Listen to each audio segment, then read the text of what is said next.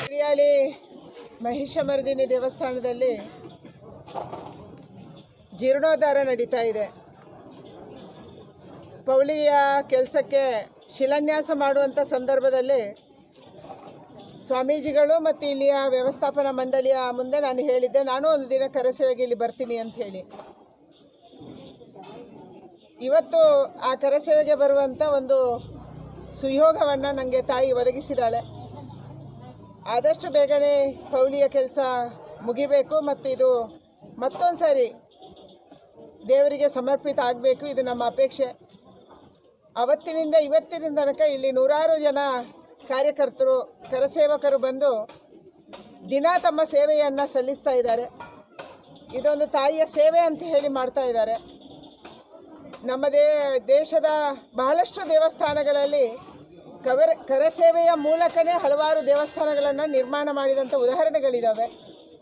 ನಮ್ಮ ಉಡುಪಿಯಲ್ಲಿ ಕೂಡ ಕಡಿಯಾಳಿಯ ಈ ಮಹಿಷಮರ್ದಿನಿಯ ದೇವಸ್ಥಾನಕ್ಕೆ ಲಕ್ಷಾಂತರ ಭಕ್ತರಿದ್ದಾರೆ.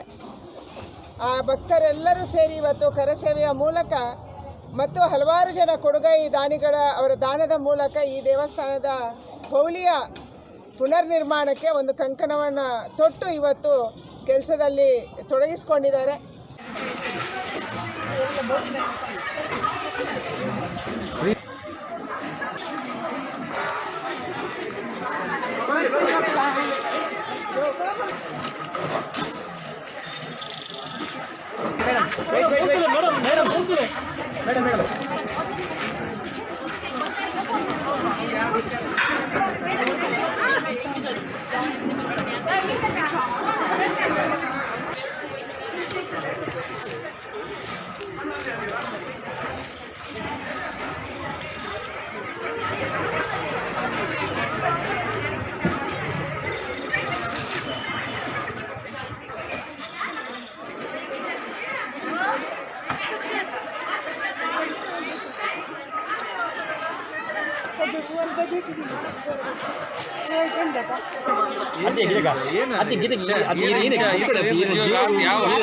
ಜೀವೋಗಿತ್ತು